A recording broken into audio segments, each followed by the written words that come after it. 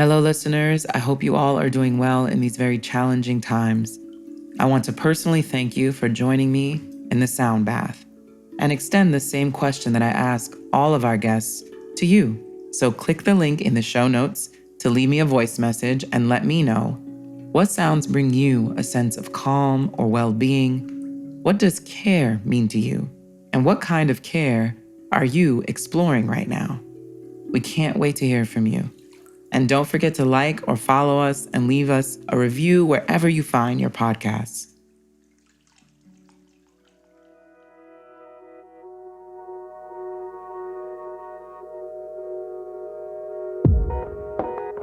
I don't care how I look to anyone for how in love I am. It is a blessing to be in love. Some people go their whole lives, whether it's because of a circumstance or being scared or being too guarded or something. Some people go their whole lives without experiencing love. Who am I? And also on some ego shit, who do I think I am to deny God in that way? God is love, love is God. You know what I mean? Who am I to deny that as many times as it presents itself in my life and every single time it cracks me open further?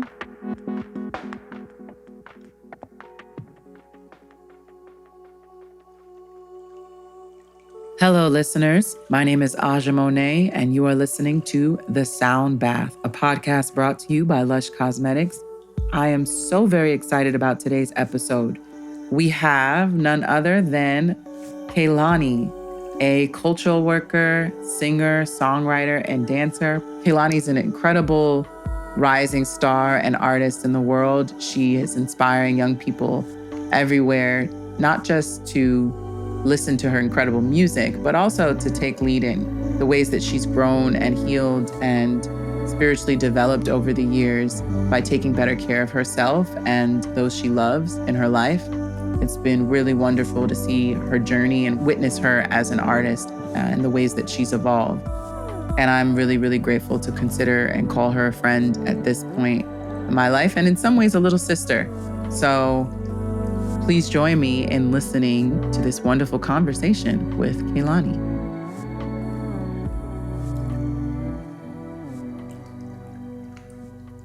Thank you so much for making time in your schedule. I know that you just got off a tour. There's so much going on in your life, I'm sure. You're a mom.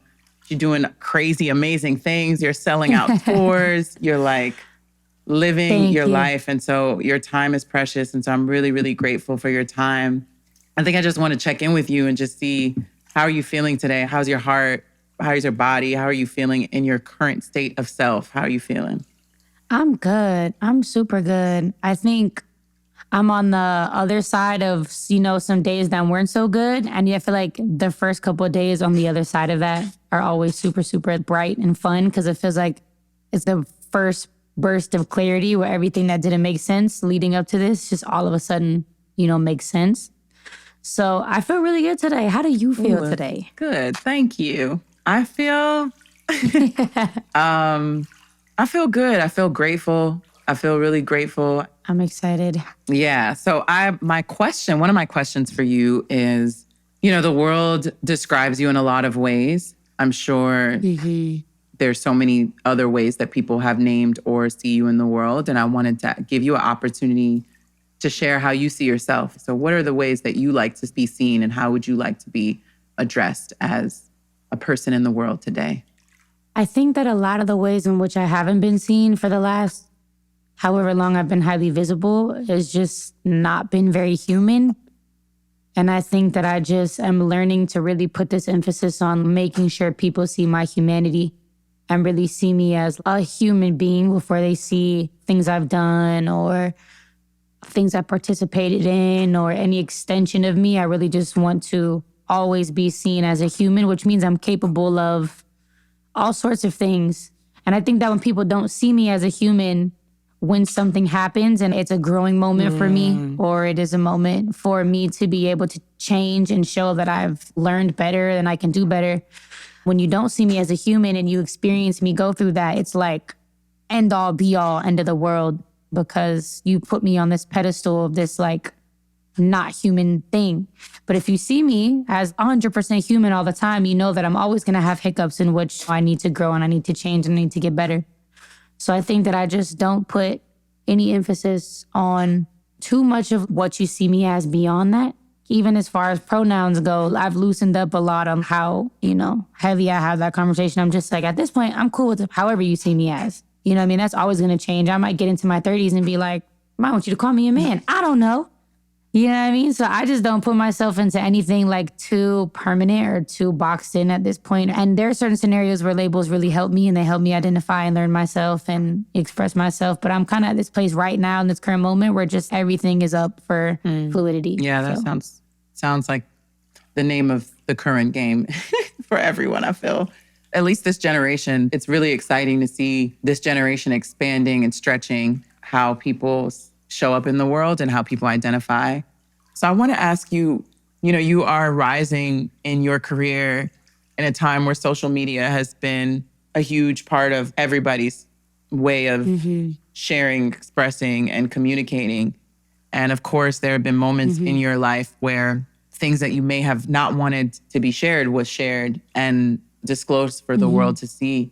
And so I wanted to ask you, what is your relationship to social media as an artist in the world at this point? Like, how do you create boundaries? Do you have boundaries? What do you see are some of the beauties of it and some of the challenges that you feel at this moment folks are not paying attention to or could share a little bit more about? Yeah. I think there's always this like hilarious set of extremes with social media. On one hand, like it's so fucking tight to see my friends build entire lives and careers without having to attach themselves to like a machine or, being backed by like something that would end up, essentially on some sell your soul shit. I think people use that term way too like intensely when it's really just you've given up what makes your soul free to put it in some kind of a machine processor type of thing.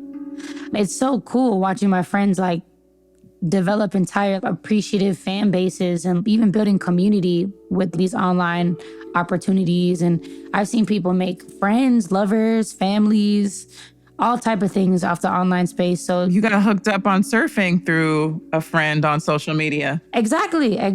I wouldn't have started surfing if I didn't meet my friend who I met on TikTok. There's so many things like that. People are learning about their culture, their religions, their mental health. You can meet spiritualists, therapists, all type of people online. I think when it's a tool, it's a fantastic tool.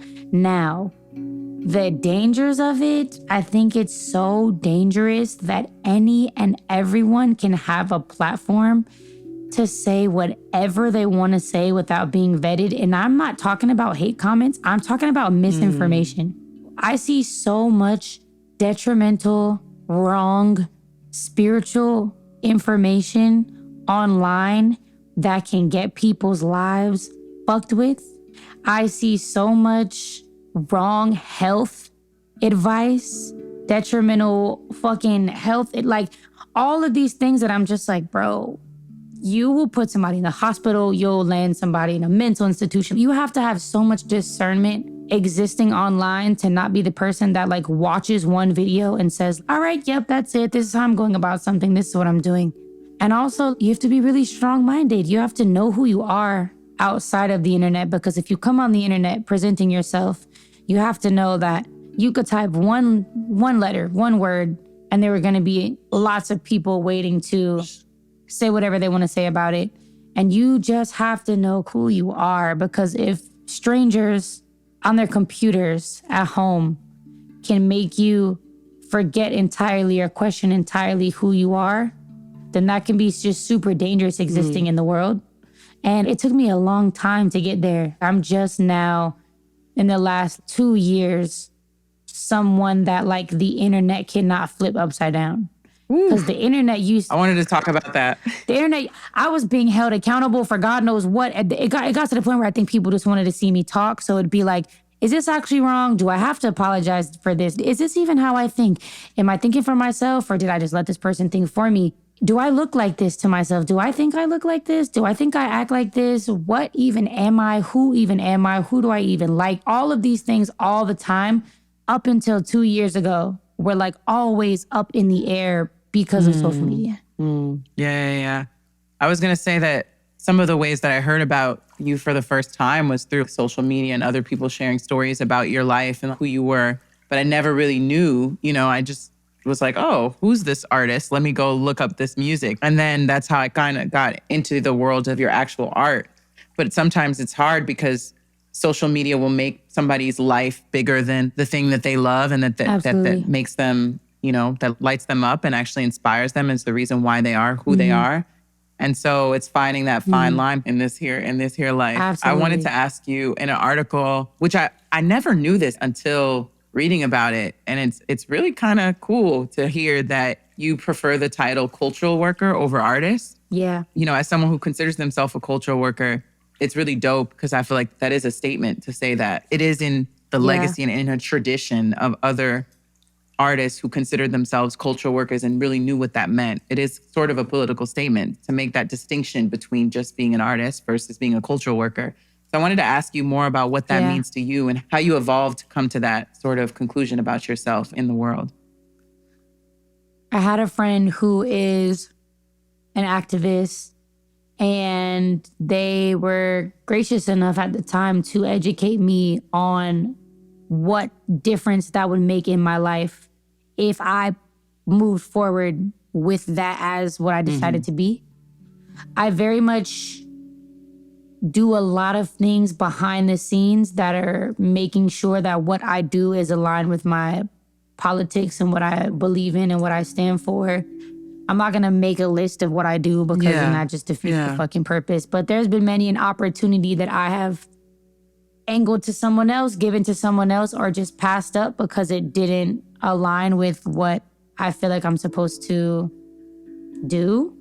Even if it was just, hey, I'm not the accurate representation for what you're trying to do here. And I get that I kind of fit the mold because I'm very ambiguous in a lot of ways. And I guess that I've ambiguously been able to fit a lot of different molds because I'm just enough of something for a lot of different communities.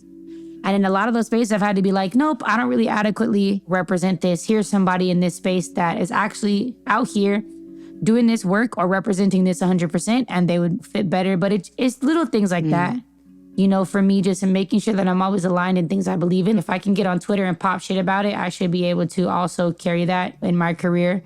And I've gotten a lot quieter over the last few years with my politics or what I speak up about or things like that. It has definitely just been something that I'm like, let me actually try to just maneuver in this way in my real life, because social media has become exhausting, quite frankly. And I feel like people haven't noticed how quiet I've gotten because maybe they're used to me. But I used to be on social media 24/7. Like, this is what I'm doing. This is what's going on. This is what's happening. But I get on there. It's majority work. And then I have a little bit of fun. Like, some people even tell me they forget that I have a kid because I'm not just posting my kid 24/7. But definitely still head on with the things I want to be able to do while also making sure that I can do my job so that I can upkeep the things that I've started. Shit like that. Yeah. I wanted to ask, on your Instagram, you had written that you were made of honey, fire, and cool waters. You are a poet in your own way. Do you see yourself as a poet? Do you read poetry? What's your relationship to language and how language liberates, your mind and makes you think of other ways to express yourself? I think that poetry is really important to read as a songwriter because we can get so literal. And I could look at the same poem multiple times throughout the years and kind of every other year I read it, be like, oh, okay, that's what it meant. And it's important for me to also learn simplicity. And I think some of my favorite poets are simpler, like Nair Wahid is one of my favorites.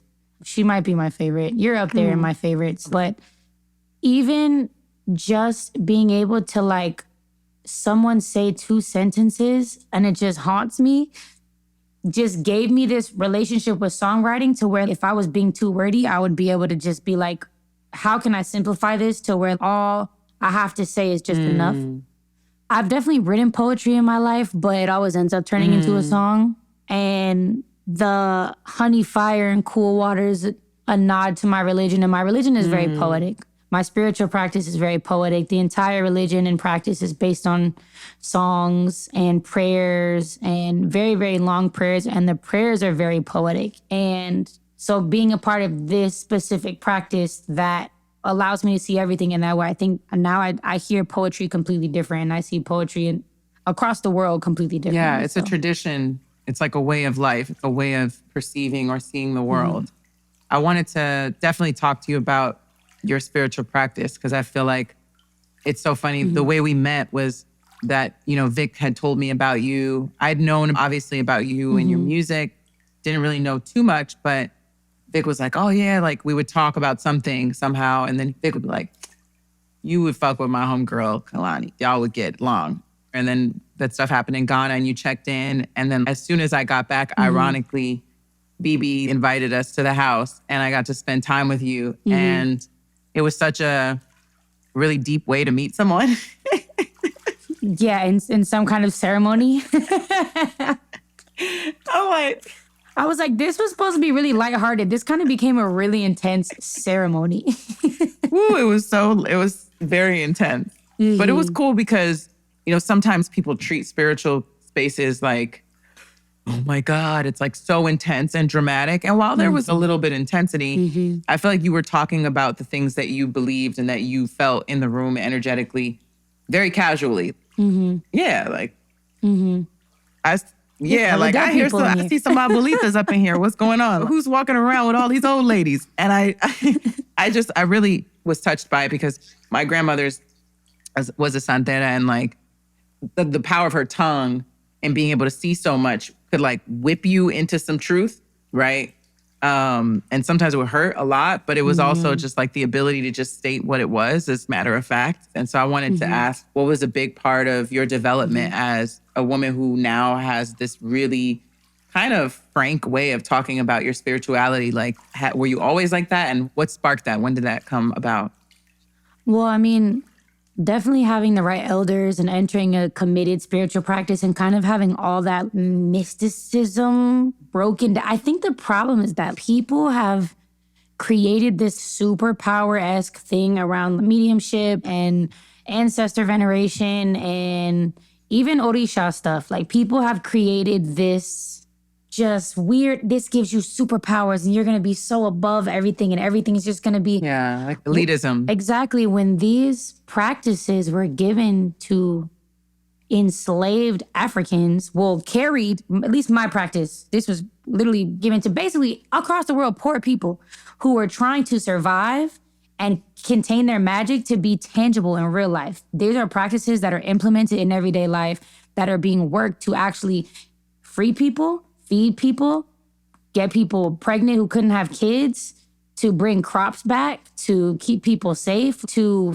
revolutionize entire countries. So I think when you go into a practice like that, it automatically makes everything so grounded and in the earth because you're like, this is no different than doing something in real life with my hands. Versus I think people overcomplicate the whole, like they view it as it's this floating cloud above them that gives them, magical powers. And even witnessing a ceremony of our kind from the outside, if you really don't know what's going on, it can look like it's some magical power shit going on. But you're like, all we're doing in here is getting talked to and being held accountable hella so that we can go be good fucking human beings. That's literally what's happening. And it's hilarious when you witness Orisha talk from the outside and people weaponizing the Orisha and I'm going to use them to do this, or you don't want to play with her because she's going to do this. I'm like, no, all that Orisha is going to do is tell you to get your life together, how to get your life together, how to make yourself better, how to maneuver so you can be a part of other people's healing, how to be a good community member.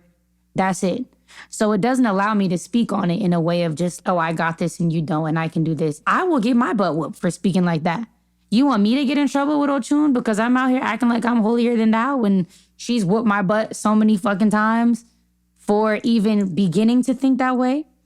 Also, I think people are in this really funny, like, maximalism type of thing with spirituality. I just talked about this on TikTok because I was in a botanica the other day. Or maybe it wasn't a botanica. It was a little spiritual store or something. I went for candles. And she was in front of me buying everything. And I kept seeing her, like, reference her TikTok. Like, she was opening her TikTok and then she was, like, buying everything. And I just was like, I want to let her figure that out. But I also want to let people know that, like, it doesn't take every single crystal, every single herb. I don't use crystals at all, but I have to mention it. Every fabric, every candle, every tool that you see at the store. And then just like, if you don't have the connection, you're sitting here with a bunch of clutter, and what comes and fills clutter is spirits that don't need to be there.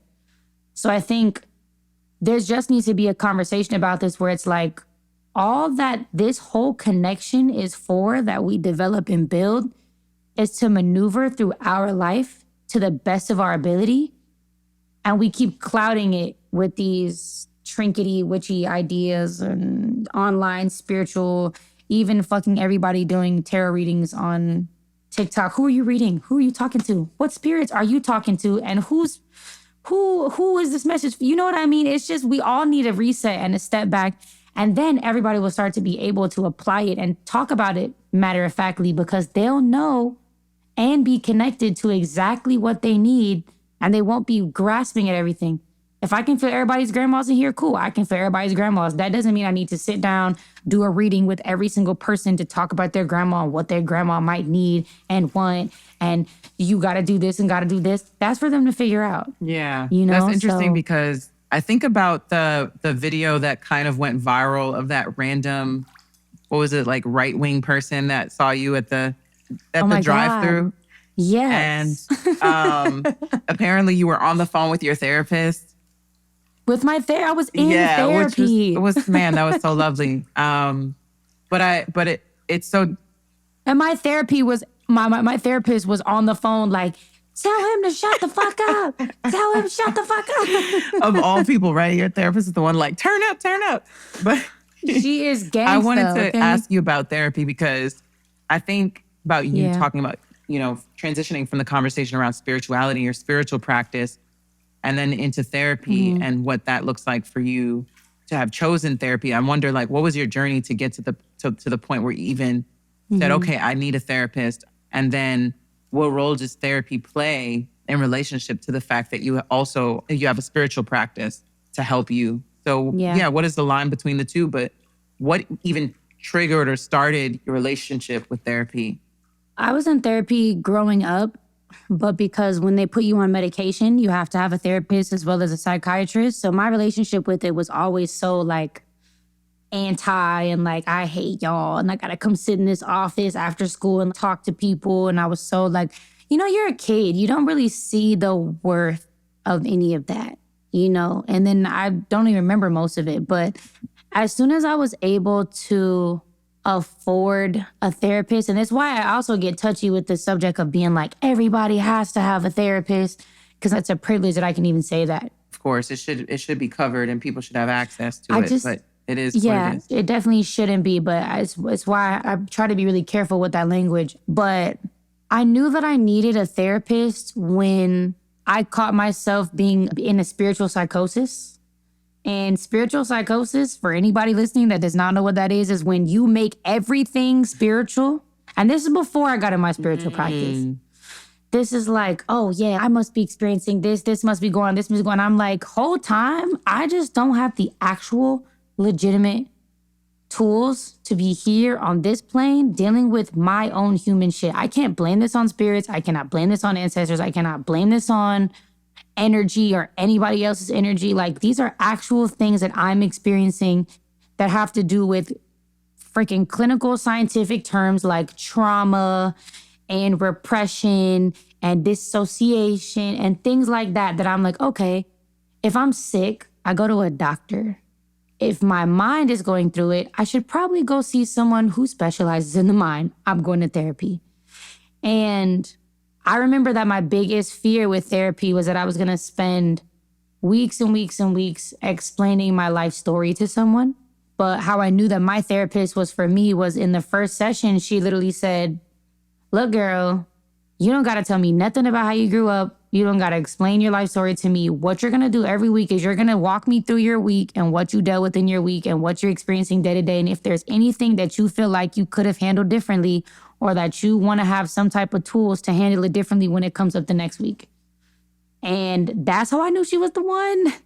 So I knew she was the one because I felt like no matter what you do, and especially in the space of spirituality, when there's always room to grow and there's no ceiling that you can hit, you have to have a grip on your actual real life, or else you can just fly off the handles because there's no ceiling you can hit. You can just go all over the place.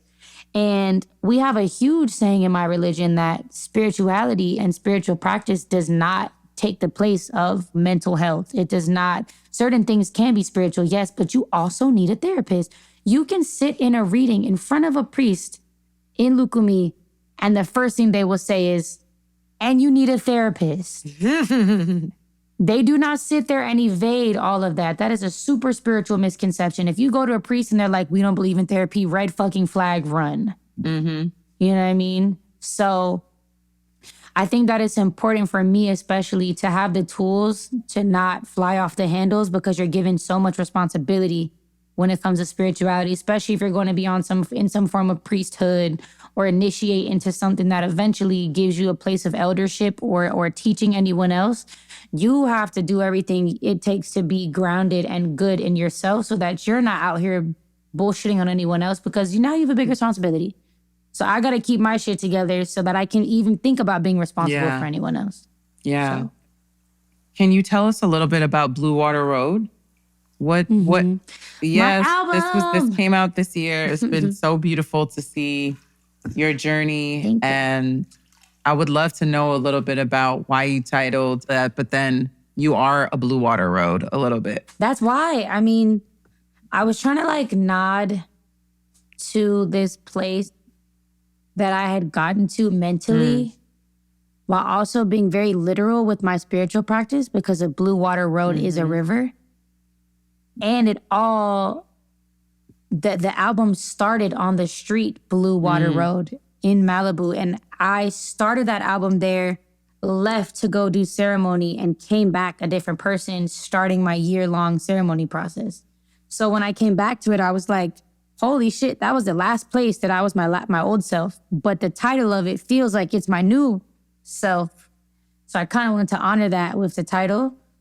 And it was funny because the reception was exactly what I thought it would be. I knew that the numbers would be lower. I knew that the reception would be, we wanted toxic you, and we wanted heartbroken you, and we wanted you that was talking about all these, just, I hate the term low vibrational, but goddamn low vibrational. And I knew that I was taking a risk if I was playing the numbers game, because my last project did exceptionally well. It was like a number 2 album. Like, people were like, look, your things are getting to this size that it makes sense, like what you're supposed to be at, da-da-da. And then here I am like, well, I'm going to make this really sweet, really light, airy, fun album. And luckily, the people that were in the studio with me every day, seeing the emotions that these songs came from and talking about these lyrics as I'm writing them, that's all that I needed to reassure me that I was doing the right thing. Because that room was magical. Everything in that room, where we made it, even how just in front of the ocean with the windows open and all the light. We weren't in like this dark studio room at nighttime with no windows and alcohol and shit like it was on my last. I was drunk as hell recording my last album.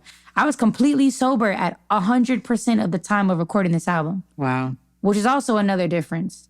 And I was so happy with it when it was done that it didn't even matter for the first time. It did not matter what this album did to me. Like, I didn't give a fuck about the reviews. I didn't give a fuck about the numbers. I didn't give a fuck about the acknowledgement. Granted, it got pretty cool fucking acknowledgements and really great reviews. But this is the first time that I was like, don't even tell me. I don't care. Because wait till I tour it. Wait till I tour it and you see the effects of what it's like to sing Altar in a room full of people who are thinking of all the people that they lost, and they're fine the entire concert until they start bawling, crying, and putting their hands in the sky. It's like church. I didn't even think my concert could do that. And we get to Altar and people are like clutching items they've inherited from their family members. And like, it has become not a normal experience because of the way I've engulfed this album spiritually, to where like, that's all that matters. Is like the supporters, the fans in the room are feeling like this is different for us. There's a poem Mary Oliver, this poet, wrote, and it's called The Uses of Sorrow. It goes, in parentheses, in my sleep I dreamed this poem. And the lines are, Someone I loved once gave me a box full of darkness. It took me years to understand that this too was a gift. And I wanted to, I wanted to ask you, in response to that poem, what resonates for you, knowing that sorrow has been a big part of your process and how people see you in the world. And maybe that's the entry point to your music and to your creativity. But it's also been, it seems to be a real gift. And so I wanted to ask you, what was a moment or a person or an experience that you had to go through that really, really ended up, in the time, it seemed like, damn, I got to go through this. What? But it was in retrospect and in reflection, now that you've had time to look back, it was truly a gift and helped you really center on who you are and what you need to be doing in the world. I mean, I crashed and burned in front of the entire planet. I crashed out. It was over. I attempted to take my own life, and it played out very publicly every step of it. And it took me years of being like, why me? Why me? Why me? Why did this happen? Why was I weak? Why did this go? Why would they do this to me? Why did the world view it like this? Why wasn't I supported? And then as an adult, because that shit happened when I was 20. I'm 27. I think I started really looking at it differently around 25. I was able to be like, man, would I really know who I am enough to where nothing could ever take me out this planet ever again if I didn't go through that? Because I was fragile. If it wasn't that, it was going to be something else. Maybe it would have been drugs, or maybe it would have been a deep enough heartbreak, or maybe it would have been, my career shifting and me not being able to understand it. But that happened at a pivotal time where I immediately, through that healing process, developed a sense of self that's super irreplaceable. Like, healing through that really had me looking at myself like, I know what I'm capable of. I know who I am. And most importantly, I know what could never hurt me again. And it even kind of shifted my relationship with social media and the outside world. I was like, y'all have, for lack of better words, killed me.